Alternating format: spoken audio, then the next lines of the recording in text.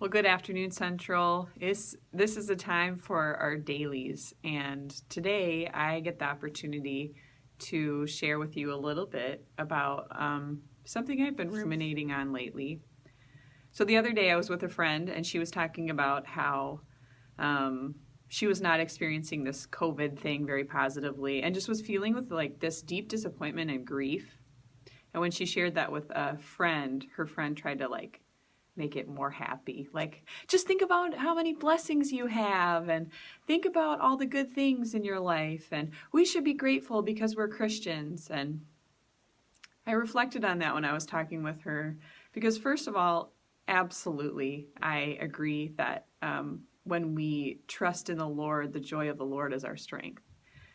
However, this is a time when grief just hits us in really weird ways, whether it's the fact that you can't go to that restaurant you wanted to go on date night, or you can't go to that park with your children, or maybe it's that you don't have the normal rhythms of going into the office and visiting with the people that you care about and you enjoy and you spend time with. And so there is this deep disappointment. And on top of that, there's this layered grief of celebrations that we're not having and opportunities that feel missed, transitions that we can't even go through because there's not a space for that. And so as I reflected with my friend, I thought a lot about what did she actually need? And so my response was, this really stinks. This is really disappointing. And it's okay to be disappointed.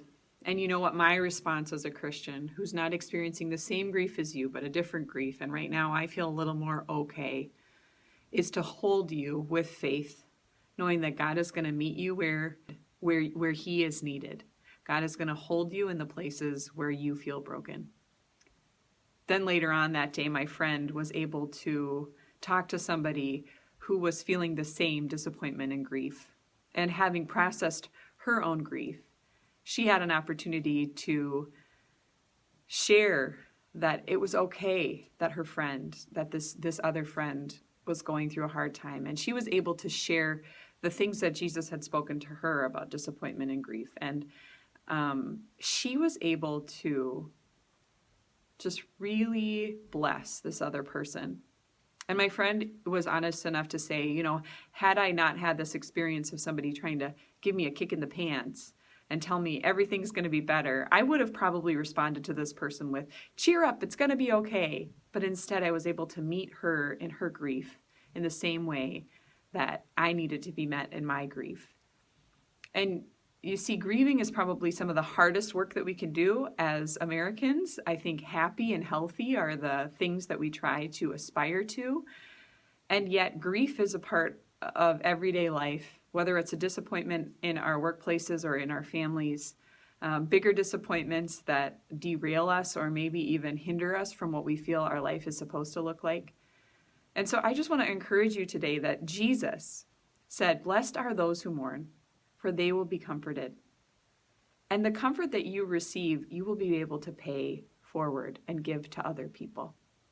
So today, as you reflect on what God is doing in your life and the many joys and disappointments of the season, my prayer for you is that you won't just avoid the grief, but you would look it in the face, that you would hold it, that you wouldn't let it consume you, but you would acknowledge that that's disappointing, and that you would let God gently guide you through this time with faith and hope. And when you don't have faith and hope, that you would allow a friend to hold you in that grief with their faith and hope to guide you until you're able to hold on to it yourselves. So today, just hold your grief in an open hand, acknowledge it, and then continue to be with the Lord, because the Lord is close to those who call upon Him. So I hope this is an encouragement to you, and I hope that you are able to grieve and then move through and then experience the joy on the other side. God bless you, and have a wonderful Tuesday.